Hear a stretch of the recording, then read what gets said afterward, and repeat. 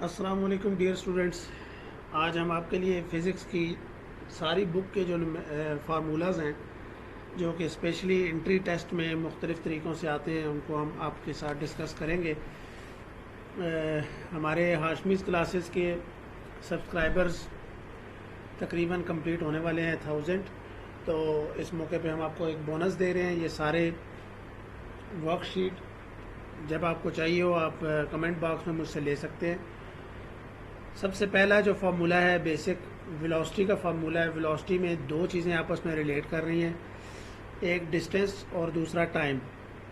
ठीक है, तो ये फार्मूला एंट्री टेस्ट में बहुत ज़्यादा फ्लक्चुएशन के साथ आता है, यानी कि आपको मुख्तलिफ डायमेंशंस दी होती हैं, यानी कि अगर वेलोसिटी और टाइम दिया हुआ है तो आपने डिस्टेंस फाइंड करना होता है। बाज़ औक़ात इस तरह होता है कि टाइम आपको दिया होता है और वेलोसिटी यानी कि एक दो चीज़ें दी होती हैं और तीसरी पता करनी होती है। इसके अलावा जो है ना वो जिस तरह वेलोसिटी दी हुई है, वेलोसिटी 20 मीटर पर सेकंड है और आपको डिस्टेंस भी दिया हुआ है, फॉर एग्जांपल 100 है। ठीक है, तो टाइम आपको पता चल गया, लेकिन अगर वो कहते हैं जी अगर हम डिस्टेंस को डबल कर दें, 100 से 200 कर दें, तो फिर इसकी वेलोसिटी कितनी होगी। तो पहली सिनेरियो से आपने टाइम निकाल लेना है और उसी टाइम को दूसरे सिनेरियो में डाल देना है, तो आपको ये वेलोसिटी दूसरे सिनेरियो के लिए मिल जाएगी। फिर इसी तरह एक्सेलरेशन में भी दो चीज़ों को रिलेट किया हुआ है, वेलोसिटी एंड टाइम। इनकी यूनिट्स का भी ख़ास ख्याल रखना है। जैसे डिस्टेंस का यूनिट मीटर होता है, टाइम का यूनिट सेकंड होता है, तो ये मीटर पर सेकंड आ जाएगा। और एक्सेलरेशन वेलोसिटी का यूनिट मीटर पर सेकंड होता है, टाइम का यूनिट सेकंड होता है, तो मीटर पर सेकंड स्क्वायर आ जाएगा। इसके अलावा आपको इक्वेशंस ऑफ मोशन अप्लाई करना बहुत ज़रूरी है आना। ये 9th क्लास की बुक में है और ये टिल सेकंड ईयर हमें मुख्तलिफ फ्लक्चुएशंस के साथ जो है ना वो इस्तेमाल होती हुई नज़र आती हैं। VF = VI + AT, ये हर किसी को पता है। अब आपने इनको यूज़ कैसे करना है कि मुख्तलिफ चीज़ें हमें इस तरह दी होती हैं, जैसे फाइनल वेलोसिटी हमें दी होती है, इनिशियल नहीं दी होती, तो आपने इनिशियल को ऑटोमेटिकली रेस्ट पे रखना है। तो आपको ये तीन चीज़ें रिलेट हो जाएंगी, फाइनल वेलोसिटी, एक्सेलरेशन और टाइम। इसी तरह डिस्टेंस दिया हुआ है, वेलोसिटी नहीं दी हुई, तो सेकंड इक्वेशन में वेलोसिटी नहीं दी हुई, तो वेलोसिटी के साथ आप ज़ीरो के साथ मल्टीप्लाई करें, पूरी वैल्यू ज़ीरो हो जाएगी। फिर इसके बाद आपका नेक्स्ट चैप्टर है फोर्स जो है वो न्यूटन सेकंड लॉ की ये नुमाइंदगी करती है, मास मल्टीप्लाई बाय एक्सेलरेशन। तो इसमें भी बहुत ज़्यादा फ्लक्चुएशंस हैं। आपको दो सिनेरियोज, जिस तरह वेलोसिटी में मैंने आपको बताया कि दो सिनेरियोज देते हैं अक्सर एंट्री टेस्ट वाले, कि एक सिनेरियो में फोर्स ये है तो दूसरे सिनेरियो में फोर्स क्या होगी। ठीक है, तो मास और एक्सेलरेशन कांस्टेंट होता है, तो आप उस हिसाब से दोनों सिनेरियोज को कंपेयर कर सकते हैं। मोमेंटम बहुत ज़्यादा इंपॉर्टेंट टॉपिक है। मोमेंटम जैसे mass and velocity of a body, जब हम दोनों को मल्टीप्लाई करते हैं मोमेंटम आ जाता है। तो मोमेंटम में डायरेक्ट फार्मूला नहीं आता, ज़्यादातर आता है इनिशियल एंड फाइनल मोमेंटम, कि पहले दो बॉडीज इस स्पीड से मूव कर रही थी और आपस में जब टकराई तो बाद में इनकी स्पीड ये हो गई। तो आपने इनिशियल मोमेंटम को, चार किस्म के मोमेंटम होते हैं, चारों में से आपने एक मोमेंटम निकालना होता है। ठीक है, तो आपके initial momentum and final momentum इस तरह आ जाता है। फिर इसके साथ प्रेशर है, प्रेशर फोर्स अपॉन एरिया होता है, यहाँ पे गलत लिखा हुआ है, ये है फोर्स अपॉन एरिया, कि एक पर्टिकुलर एरिया के ऊपर कितनी फोर्स लग रही है। ये फोर्स अपॉन एरिया, मल्टीप्लाई नहीं डिवाइड है, ये मेरी टीम ने गलत लिख दिया है, इसको करेक्ट कर लेते हैं यहीं पे आपके सामने ताकि कन्फ्यूजन ना हो। Force upon area. फिर इसके बाद वर्क है, वर्क का बहुत ज़्यादा किरदार है न्यूमेरिकल्स के अंदर। बाज़ औक़ात वर्क के साथ टाइम वो भी दिया होता है, थीटा दिया होता है, एंगल, तो FD cos थीटा इसकी वैल्यू है, फोर्स मल्टीप्लाई बाय डिस्टेंस। इसके बाद रेडियस ऑफ अर्थ की एक फार्मूला है, वो यहाँ पे नहीं लिखा हुआ है, लेकिन रेडियस ऑफ अर्थ का फार्मूला आपने जहन में रखना है। इसके बाद kinetic energy, potential energy, inter conversion of energy, यानी कि पहले इसकी जिस तरह हाइट पे ख़ास तौर पे जब जाती है कोई भी चीज़, तो पहले उसकी सारी एनर्जी काइनेटिक एनर्जी होती है, पीक पे जाके पोटेंशियल एनर्जी होती है, पोटेंशियल एनर्जी से जब वापस आती है फिर काइनेटिक एनर्जी में कन्वर्ट हो जाती है, जब रेस्ट पे जाती है तो फिर पोटेंशियल एनर्जी में कन्वर्ट हो जाती है। तो एक चीज़ आपने याद रखनी है, जब कोई चीज़ मूव कर रही हो तो उसको हम काइनेटिक एनर्जी से कैलकुलेट करेंगे, और जब कोई चीज़ रेस्ट में हो तो उसको हम पोटेंशियल एनर्जी उसकी कैलकुलेट करेंगे। इसके बाद सेंट्रीपिटल फोर्स है। कोई भी चीज़ जब रोटेट कर रही होती है तो एक उसका सेंटर में जो उस बॉडी को रोटेशन करवाने के लिए हेल्प करती है फोर्स, उसको सेंट्रीपिटल फोर्स कहते हैं। ग्रेविटी है, ये चैप्टर 6 के न्यूमेरिकल्स हैं, रेडियस ऑफ अर्थ, ग्रेविटी, और इसके बाद ग्रेविटेशनल फोर्स F = G/m/r²। इसकी कांस्टेंट वैल्यूज़ हैं नीचे हमारे लिखी हुई हैं, वो मैं आपको डिस्कस करता हूँ। इसके बाद टॉर्क है। टॉर्क जो है वो product of R and F। R क्या होता है? R रेडियस है, और F जो है वो फोर्स है। Basically rotating effect of any body is known as torque. तो जब आपको कोई चीज़ रोटेट कर रहे होते हैं तो आपने ये चीज़ ऑब्ज़र्व की होगी कि जो चीज़ जितनी ज़्यादा दूर से आप उसको रोटेट करेंगे वो उतनी आसानी से रोटेट हो जाएगी, यानी कि उतना कम फोर्स हमें लगाना पड़ेगा। तो रेडियस के साथ टॉर्क का जो है वो आप कह सकते हैं कि डायरेक्ट रिलेशन है, इन्वर्स रिलेशन है। जितना कम रेडियस होगा उतनी ज़्यादा फोर्स लगेगी, ठीक है, और उतना ज़्यादा टॉर्क होगा, और जितना ज़्यादा रेडियस होगा उतना जो है वो कम फोर्स लगेगी और उतना ही कम टॉर्क होगा, ठीक है। इसके बाद height of projectile, time of projectile, range of projectile. Projectile क्या होता है कि जब कोई चीज़ फ्लाइट में जाती है, जैसे आप बॉल को हवा में फेंकते हैं तो वो एक प्रोजेक्टाइल बनाता है। तो उसके लिए ये सेकंड ईयर के बुक में है, जो बच्चे मैट्रिक में पेपर दे रहे हैं मैट्रिक के बाद, तो उनके लिए ये चीज़ें नहीं है। उनके लिए यही बेसिक जो उन्होंने पढ़ी हुई है, जैसे वेलोसिटी पढ़ी है, acceleration, types of motion, force, momentum, pressure, work, energy, ये चीज़ें। और इस तरह ये height of projectile, range of projectile, time of projectile, maximum range, ये सेकंड ईयर वाले बच्चों के लिए। इसके बाद कूलम्स लॉ है, ये भी सेकंड ईयर के लिए है। कूलम्स लॉ में बेसिकली चार्जेस और उनके दरमियान रेडियस को रिलेट किया गया है कि जितना ज़्यादा रेडियस होगा उतनी कम फोर्स होगी दो चार्जेस के दरमियान, और जितना कम रेडियस होगा उतनी ज़्यादा फोर्स होगी दो चार्जेस के दरमियान, बेशक वो अट्रैक्शन वाली फोर्स हो या रिपल्जन वाली फोर्स हो। इसके बाद वोल्टेज है, वोल्ट = जूल पर कूलम, ये यूनिट है बेसिकली। Q = CV, ये इसी का ऊपर जो 20 नंबर पे और 21 नंबर पे, इन दोनों का एक ही हिसाब किताब है कि आपको अगर चार्ज दिया हुआ है और आपने कैपेसिटेंस और जो है वो वोल्टेज, इन तीनों में से आपको दो चीज़ें दी होंगी और तीसरी चीज़ आपने निकालनी होगी। ओम्स लॉ है, V = IR, यूनिवर्सल लॉ है, ये सेकंड ईयर की बुक में। इंडक्टेंस, कैपेसिटेंस, इंडक्टेंस, और इन सब के फार्मूलाज यहाँ पे दिए गए हैं। L = N∅/I। N क्या होता है? Number of turns. फाई क्या है? वो मैग्नेटिक फ्लक्स है या इलेक्ट्रिक फ्लक्स है, /I जो है वो करंट है। तो इस तरह ही आपसे पूछा जाता है कि इंडक्टेंस का करंट के साथ क्या रिलेशन है, इंडक्टेंस का करंट के साथ डायरेक्ट रिलेशन है या इन्वर्स। अब जब हम देख रहे हैं कि ये /I है तो इसका मतलब ये है कि इन्वर्स रिलेशन है। ये म्यूचुअल इंडक्टेंस, सेल्फ इंडक्टेंस क्या होती है, म्यूचुअल इंडक्टेंस क्या होती है कि सेल्फ इंडक्टेंस ये होती है कि एक ही तार जो है वो, एक ही कॉइल जब अपने उसी तार के ऊपर लगी हुई दूसरी कॉइल के साथ उसको इंड्यूस कर दे, उसके अंदर अपना करंट इंड्यूस कर दे, तो उसको सेल्फ इंडक्टेंस कहते हैं।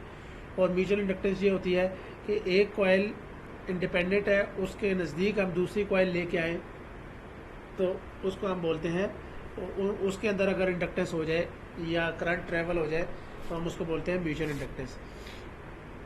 इसके बाद बैक EMF एक बैटरी की प्रॉपर्टी है, V = E+IR। तो इसके अंदर एक चीज़ और होती है कि इंटरनल रेजिस्टेंस भी शामिल हो जाती है, वो वाला टॉपिक भी आपने कवर करना है। फ्रीक्वेंसी, ये बहुत ज़्यादा आने वाला क्वेश्चन है।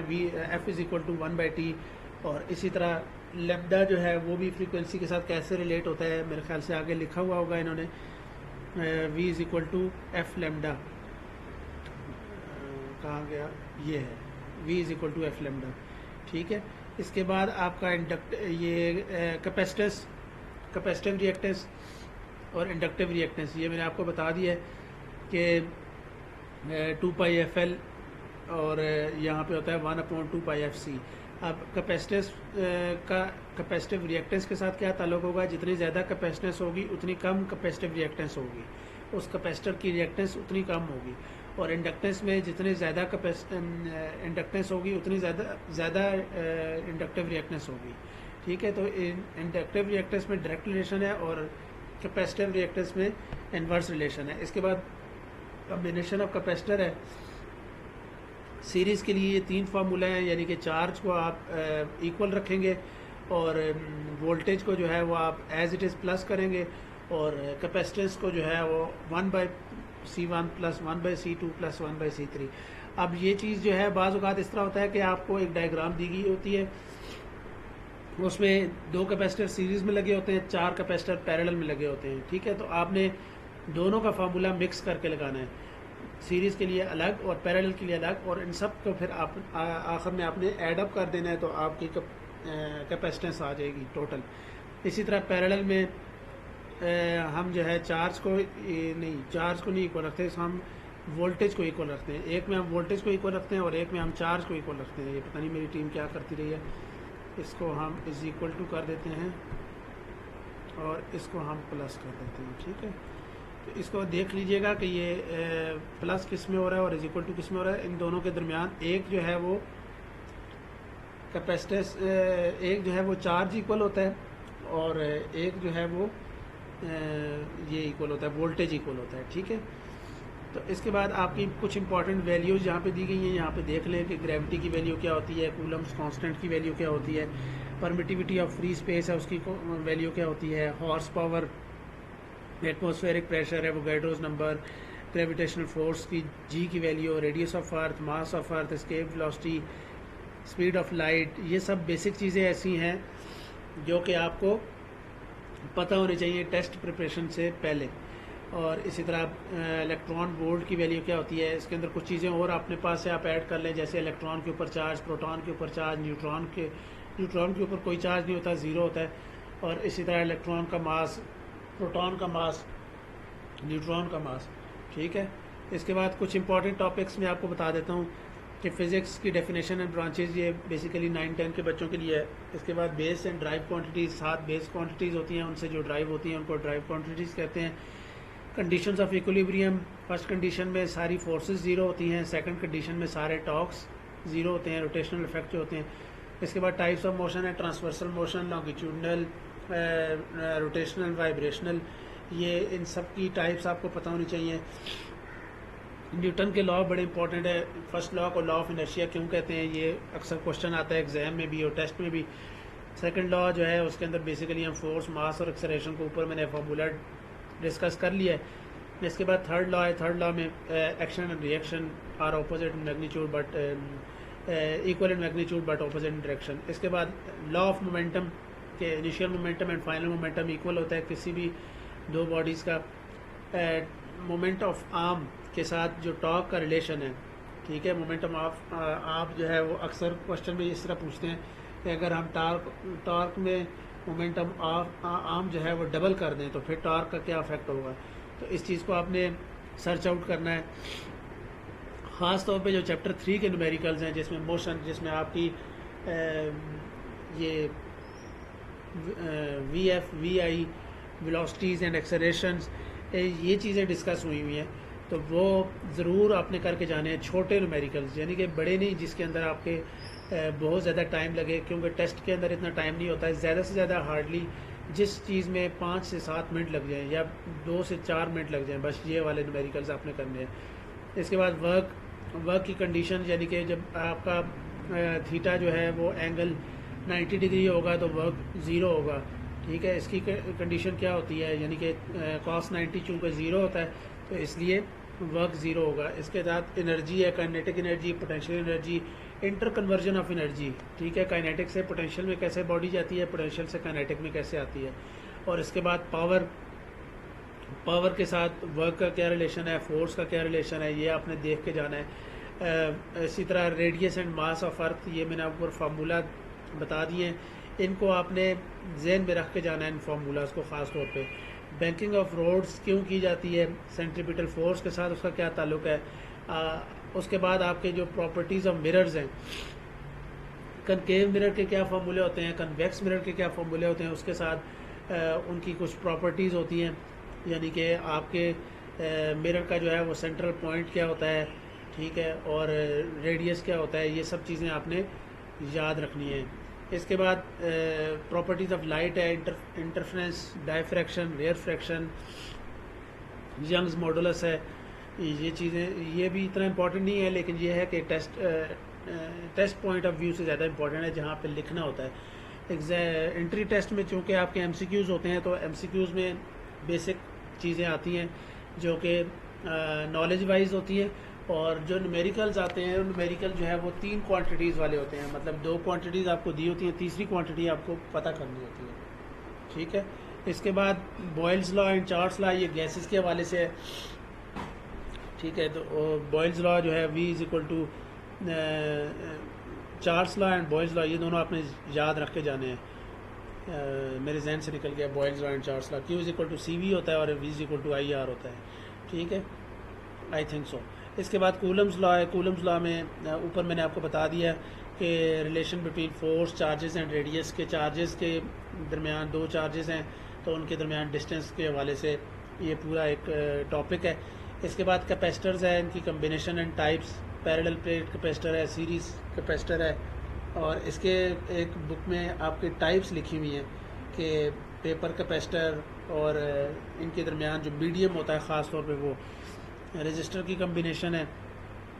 Magnetic field and it's properties, magnetic field पूरा एक चैप्टर है, उसको आपने डिटेल से फाइंड आउट करके जाना है कि इसके अंदर से कौन कौन से ऐसी चीज़ें हैं जो शॉर्ट MCQs में आ सकती हैं। इसके बाद 2 किस्म के करंट हैं, direct current and alternating current. इनकी प्रॉपर्टीज़, उसके अंदर अल्टरनेटिंग करंट के अंदर क्या ख़ास प्रॉपर्टी होती है जो कि डायरेक्ट करंट में नहीं होती। फेज शिफ्टिंग वाली प्रॉपर्टी होती है बेसिकली, कि डायरेक्ट करंट में जो है वो फेज शिफ्ट नहीं होता, पॉजिटिव से नेगेटिव और नेगेटिव से पॉजिटिव नहीं है। इधर नहीं रहते, नहीं यहाँ नहीं रहते। अच्छा, sorry for inconvenience. Alternating current में जो है वो positive and negative phase shift होता रहता है, ठीक है।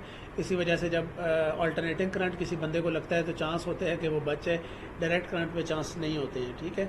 Avometer, ammeter, ohm meter and volt meter. Ammeter ampere meter होता है बेसिकली करंट मेजर करने वाला, ओम मीटर जो है वो रजिस्टर मेजर करने के लिए होता है, और वोल्ट मीटर वोल्टेज मेजर करने के लिए होता है। इन तीनों को कंबाइन कर लें तो एवोमीटर बनता है। ए से एम मीटर, वी से वोल्ट मीटर और ओ से ओम मीटर।